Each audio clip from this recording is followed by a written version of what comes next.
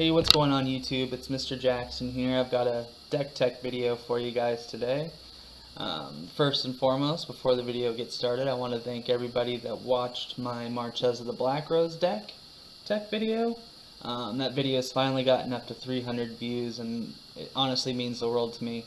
I didn't really expect anybody to, find it or check it out, but I guess, if you're going to look up how to build the deck, then it's there. So, if you haven't seen that video yet, go ahead and pause the video, or after the video is over, go ahead and check that out.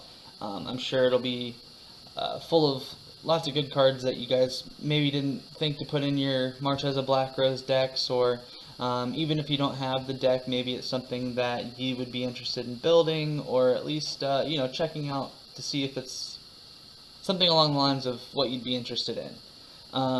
Today, I'm going to be doing a deck tech for a commander that is not out yet. He's from the new Dominaria set, and I've been having a lot of fun. I've been rule zeroing him in as commander on Spell Table the last week or so after I've gotten the deck finished, and he's been a lot of fun to play. I'll just get into it. His name's Elas Il-Kor. I don't have the card in front of me because obviously it's not out yet, but I should have it popped up on the screen here, or somewhere. But I will show you guys what he does. But I'll tell you, he's a white and a black legendary creature, Phyrexian Core Cleric. Death Touch, 2/2. Whenever another creature enters the battlefield under your control, you gain 1 life. Whenever another creature you control dies, each opponent loses 1 life. I've looked on Reddit and seen on a few different videos that people have been thinking of building him as a Loris the Dream Den companion commander. And while I can definitely see the arguments for it, and it was something that I honestly toyed with as far as ideas goes, it's ultimately not the route that I went with it. I feel like doing 1 mana, 2 mana cards is very limiting. However, the Reanimator theme that goes along with this Aristocrats deck would certainly be pretty good with a Loris companion. A lot of the creatures in here are 1 to 2 mana cost, but ultimately I wanted to throw some cards in here that have bigger impacts and can get a better play experience for what I want to do. So Elas's first ability is whenever a creature enters the battlefield, you gain a life, and you gain a life, and then whenever a creature dies that you control, each opponent loses 1 life. So we'll go ahead and we'll start off with some of the creatures that we'll be seeing that will enter and leave the battlefield fairly regularly. There is some ways to recur it, but sometimes you don't recur. But we'll start off. We have the Selfless Savior. It's a 1. Just sack it and give Elas protection, or any target creature for that matter protection. I guess indestructible, not protection.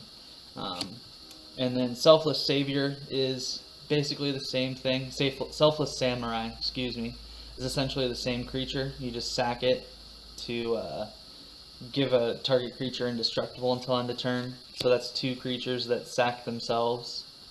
Soul's Attendant isn't necessarily one that you would want to sack right away, but if it's a 1-drop creature for 1/1, that whenever another creature enters the battlefield, you may gain 1 life. So this is like Soul Warden, but it's Soul's Attendant. So pretty cool card there. Then we have Garrison Cat. So a big theme that I'm running in this deck is Afterlife. Persist is pretty good in here too. It's just a lot of the Afterlife and Persist cards that I found in my collection. A lot of this is from my personal collection of just junk I had laying around. Was 1 to 2 mana. So we have Garrison Cat. When it dies, you create a 1/1 human soldier token. So it enters, you gain a life. It dies, you drain everybody for 1, and then you get another creature that'll gain you a life off of that trigger. Same with Doom Traveler. When it dies, create a 1/1 white spirit. Hunted Witness creates a 1/1 white soldier with lifelink. So that can be pretty good if you, want to swing in, have an open target that you want to swing in on to gain 1 life, then that's something you can do. Or you could just send it to gain 1 life and it's going to die and everybody's going to lose a life. So that's just another little valuable creature. Doomed Dissenter. When it dies, you create a 2/2 black zombie. Orzhov Enforcer has Afterlife. These don't have Afterlife, but they have pseudo Afterlife. But this one actually has Afterlife. When it dies, you create 1/1 white spirit token. White and black spirit creature token. So that's pretty good. Carrier Thrall. When it dies, you create a 1/1 colorless Eldrazi Scion creature with sack this creature, add a generic mana. So it dies and you get a mana dork that basically will drain everybody for 1. Gain you a life and drain everybody for 1. Then we have Imperious Oligarch, has Afterlife 1, just creates a black and white spirit creature. And then Ministrant of Obligation has Afterlife 2. When it dies, create 2 1/1 black and white spirit creature tokens. And then finally we have Butcher Ghoul, it's a 2 mana 1/1 zombie with Undying. So when it dies, it'll come back to the battlefield with a 1/1 counter on it, if it doesn't have a 1/1 counter. Excuse me. Then we have Adeline, Resplendent Cathar. We're getting into the section of creatures that will just generate creatures that you maybe don't want to sacrifice these creatures or get rid of them because they will net you creature tokens or just help you with your game plan a little bit. We have Adeline, Resplendent Cathar. Whenever you attack, you create a 1/1 white human creature token for each opponent that's tapped and attacking. So, say you just want to send one of these, at someone, you'll trigger this and you'll get a 3 1/1s that'll enter. You can sack or people can block and everybody will still take 1.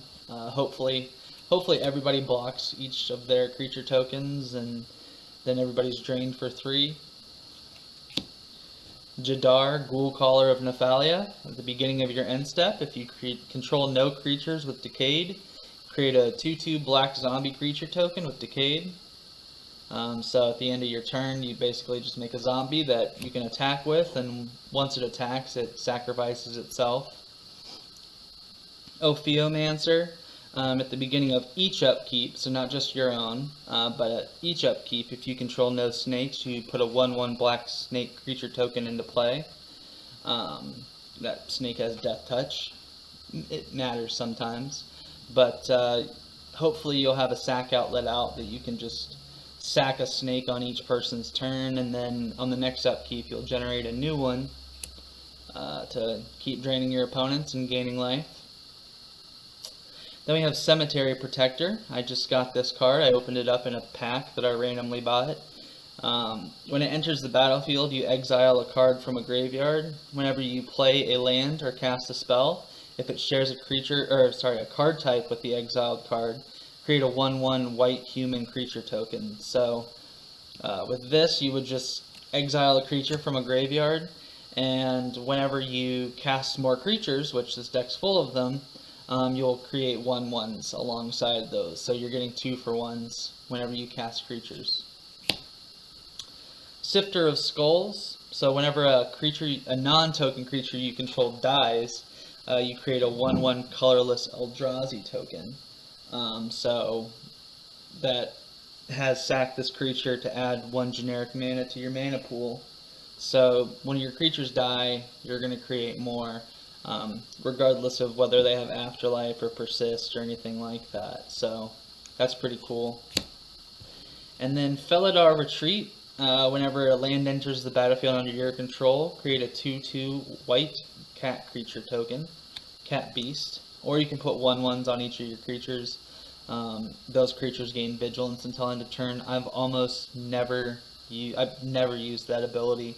I really only see myself making cats with this, but for 4 mana, that's pretty good. Just play lands and create tokens. So our sack outlets in this deck are all creatures. Really only have a few different artifacts and enchantments in this deck, but we're going to start with one of the best sack outlet creatures, and that's Carrion Feeder. It's just a 1/1. Whenever you sack a creature, you put a 1/1 counter on it. Then we got Viscera Seer. Just sack a creature and scry 1. Cartel Aristocrat. You can sack a creature to give it protection from another color until end of turn. So someone's going to Swords to Plowshares this. You can just sack one of your tokens and give it protection from white. And then, it stays on the battlefield. Flesh Taker. Whenever you sacrifice another creature, you gain 1 life and scry 1. Then you can pay 1 to sack another creature, and Flesh Taker gets +2/+2 until end of turn. Hopefully you aren't having to use the sack ability. I generally don't like sack abilities that require you to pay a mana, but in a pinch it works. You can sack a few of your creatures if you have some mana untapped.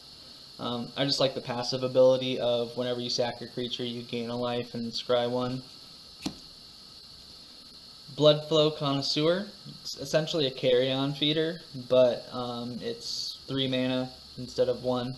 So it's not quite as good, but it, serves a purpose, and it's low enough CMC that I've stuck it in the deck. Corpse Blockade.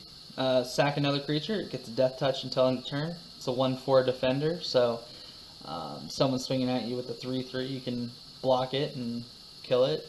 So that's pretty cool. So this is an Aristocrats deck. We need some more life drain effects in here. So we'll start off with the ones that target a player. Sometimes you have a life gain, playing against someone that runs life gain or has incidentally gained life that are a little bit ahead of the rest of your table. You'll want to drain them a little extra for when your creatures die. So we have a Blood Artist in here. It's a 1 and a black. Whenever Blood Artist or another creature dies, target player loses 1 life and you gain 1 life.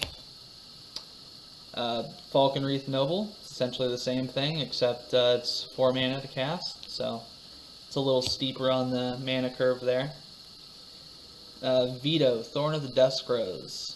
It's 2 and a black. Whenever you gain life, target opponent loses that much life. So, you play a creature, you gain a life, you drain your opponent for 1. Sir Conrad the Grim. This deck actually started out as a Sir Conrad deck. I just wasn't as successful with it as I was with this deck, so I built it with him in the 99. I like him just fine in the 99. I haven't actually gotten to cast him yet, but whenever a creature enters the battlefield, whenever another creature dies, or a creature card is put into a graveyard from anywhere other than the battlefield, or a creature card leaves your graveyard, it deals 1 damage to each opponent. Sir Conrad does. Marauding Blight Priest. Whenever you gain life, each opponent loses 1 life. So this helps with draining the whole board, not just one target person. Same with Sir Conrad. Zulaport Cutthroat. Whenever it or another creature dies, you gain 1 life, and everybody else loses 1 life. So if you have that with Veto, Thorn of the Duskrows out, you're gaining life, draining life, and then gaining a little bit extra. I actually don't have any infinite combos like the Sanguine Bond and Exquisite Blood. I don't have that in here. It's something I could easily throw in here and it would make sense and it would work just fine. It's just I don't have an Exquisite Blood, so I haven't put it in there. But if you have that, I would really encourage you to stick that in this deck, because that's just one that gets really nasty really quickly. So it's not really helping. I mean, it is helping with the life gain. If you would gain life, you would gain that much life plus 1 instead. And then whenever you gain life, put a +1/+1 counter on a target creature. It's Cleric class. It's just a 1 mana enchantment that helps you with your life gain strategy. Liesa, Forgotten Archangel. It's a 4/5 flyer. It's 2 white, a black, and 2 colorless for a flying lifelinker. Whenever another non-token creature you control dies, return that card to its owner's hand at the beginning of the next end step. And if a creature an opponent controls would die, exile it instead. So similar to my Marches of the Black Rose deck, I hopefully will have this on the battlefield, and whenever I sacrifice these creatures to get more tokens, Liesa will be on the battlefield. At the end of my turn, they'll just come back to my hand, or at the end of each opponent's turn as well. Then we have Grey Merchant of Asphodel. That's a black staple card. Whenever he enters the battlefield, each opponent loses life equal to my devotion for black. So you can drain your opponents for 10, 15, given what's on the board. And then for each life, for the life lost, and that's just, per opponent, you gain that much life. So if you drain each of your opponents for 10, you can gain 30 life off of this, which is pretty nutty. Witch of the Moors. This one has really saved me in a pinch when I had someone on the opposing side that had a Blightsteel Colossus. I played this, and they only had the 1 creature. Witch of the Moors. At the beginning of your end step, if you gained life this turn, each opponent sacrifices a creature, and you put 1 target creature from your graveyard to your hand. So this helps take out pesky, indestructible creatures, and it also serves as some recursion from your graveyard, so that's pretty nice. And then what's a good recursion deck with low mana creatures, low costing mana creatures without a Sun Titan? Whenever it enters the battlefield or attacks, you can return target permanent with converted mana cost 3 or less from your graveyard to the battlefield. I haven't actually looked at percentages, but the majority of this deck I would say is under 3 mana, so that's pretty useful in this deck. That's one of the cards that really just kept me from throwing Lurrus in here as the companion for the deck. Priest of Fell Rites. You could tap her, sack her, and return target creature from your graveyard to the battlefield. It only works as a sorcery. But she has Unearth, so you can return it to the battlefield and then exile it at the next end step. So if she leaves the battlefield as well. So it's pretty good, just graveyard recursion piece. So that's pretty nice. And since we'll be draining our opponents for a lot, we might as well throw out a Mind Crank. Whenever an opponent loses life, that player puts that many cards from his or her library into the graveyard, the top card from his or her library into the graveyard. So whenever your opponents lose life, they'll just mill that many cards as well. So pair that with Sir Conrad, and that gets pretty nutty. There is an infinite combo that I remember, but I don't remember what the other piece is. I will probably be picking up that extra piece at some point, just to add an extra infinite. I do have one in here, and we'll get to that in a little bit. Swiftfoot Boots is just a good piece of equipment that gives your commander protection, or any other creature that is really helping out the board to help you win. Smothering Tithe, it's just, I don't know if I really need to explain Smothering Tithe, but for those who have been living under a rock for the last few years honestly, Smothering Tithe, it's 3 and a white. Whenever an opponent draws a card, that player may pay 2. If the player doesn't, you create a treasure token. So pick this up in a Double Masters pack. Like the artwork a lot. So it's just a good piece to have. Same with Black Market. I honestly couldn't build a black deck without throwing a Black Market in here. I have probably 3 or 4 more just laying in binders. But whenever a creature dies, you put a charge counter on Black Market. beginning of your pre-combat main phase, you add a black for each mana to your mana pool for each charge counter on black market. So in Aristocrats, this gets pretty out of hand. Up there in 20, 30 charge counters, so it's pretty nice. So now we're getting to the point where we're doing card draw. This is our card draw cards. So we got instant speed. This also serves as a sack outlet. As an additional cost to cast the spell, you sack a creature, draw 2 cards. Village Rites. Strixhaven Mystical Archive artwork for it. I like it a lot. I think it's really pretty. Deadly Dispute. Essentially the same thing, but it costs 1 generic extra.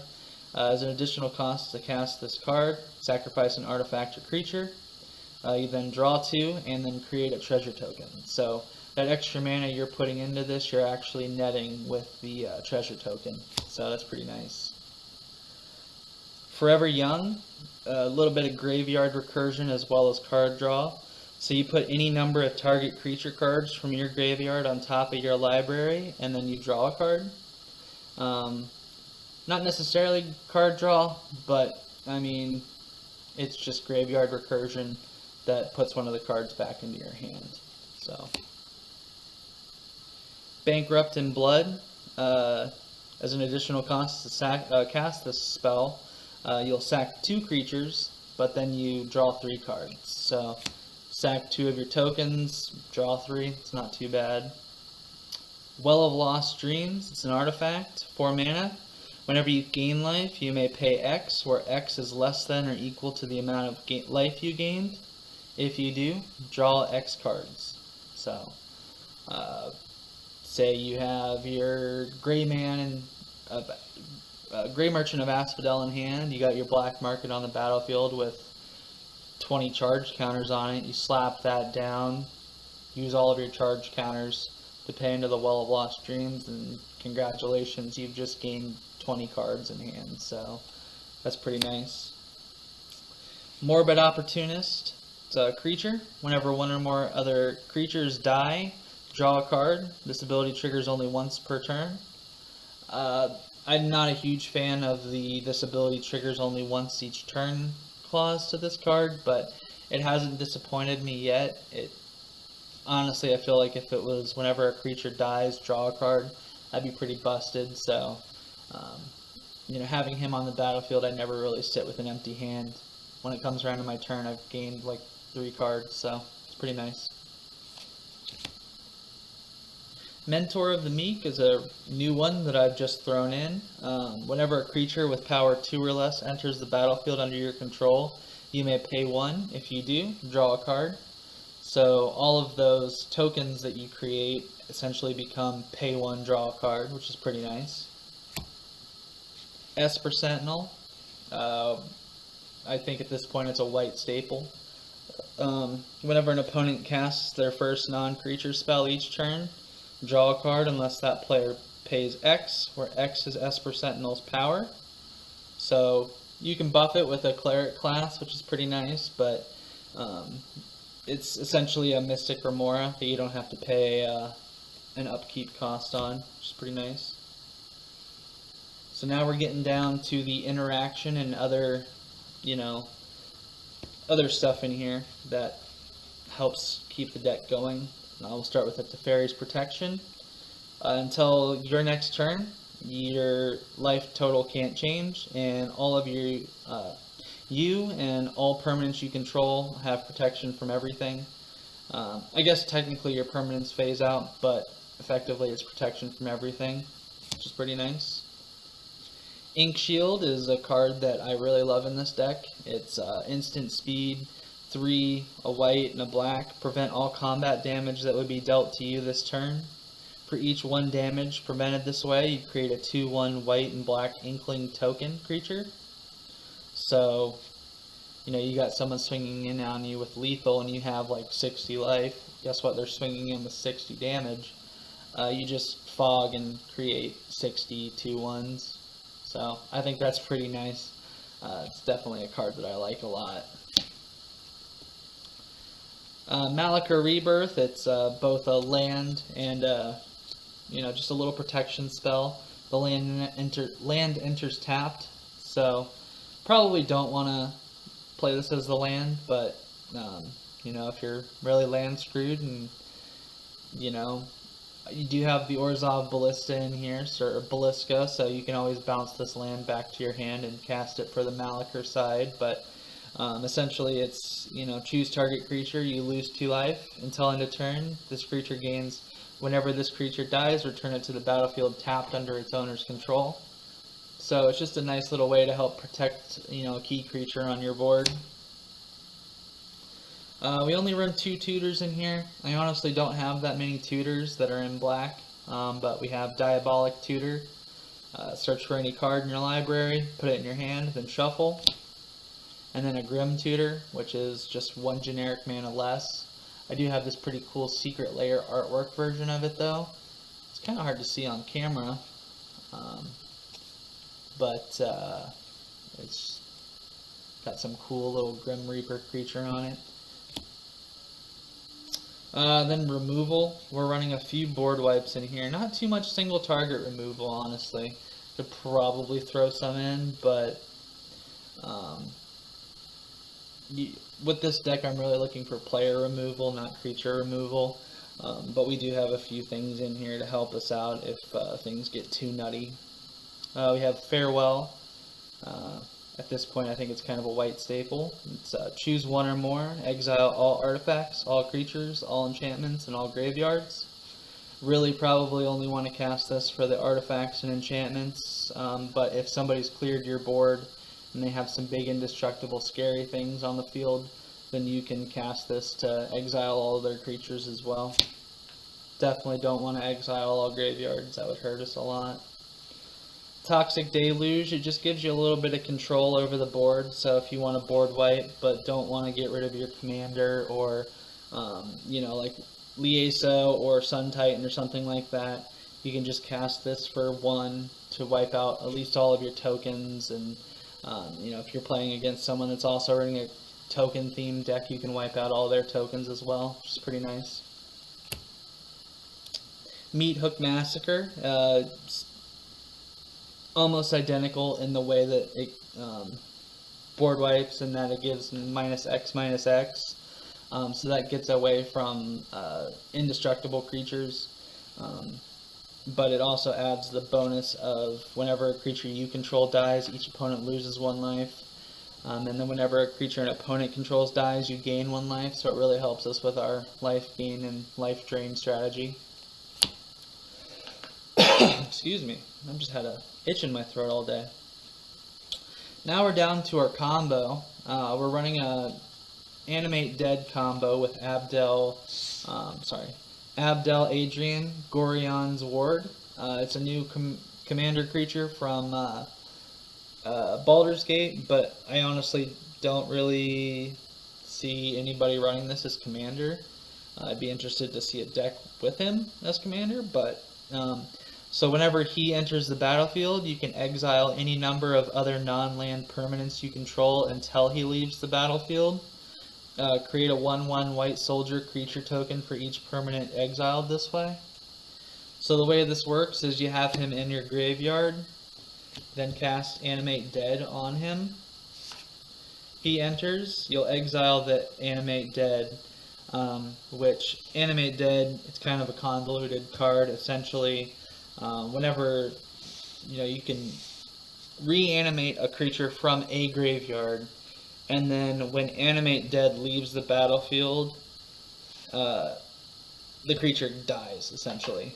So when you exile Animate Dead, he's going to die, which then brings Animate Dead back on the trigger, or on the stack.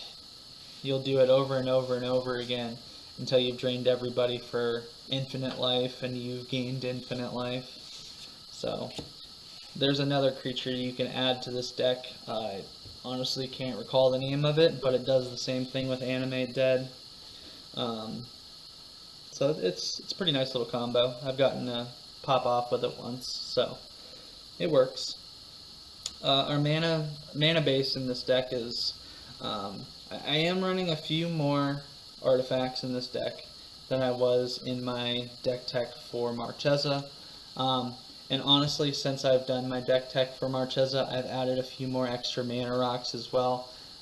It does feel bad in the late game when you draw into a mana rock that you don't really need, but it feels even worse at the beginning of the game when you are, screwed on mana. So we're running Soul Ring, Arcane Signet, Orzhov Signet, Talisman of Hierarchy, which I'm honestly more of a fan of than the Signets as the Talismans, and then Commander Sphere. You can tap it, and then you can also sack it to draw a card. Lands in this deck, we're running a Marsh Flats, Orzhov Beliska, which lets you bounce a land to your hand. I guess it doesn't let you, it forces you, but it also taps for 2.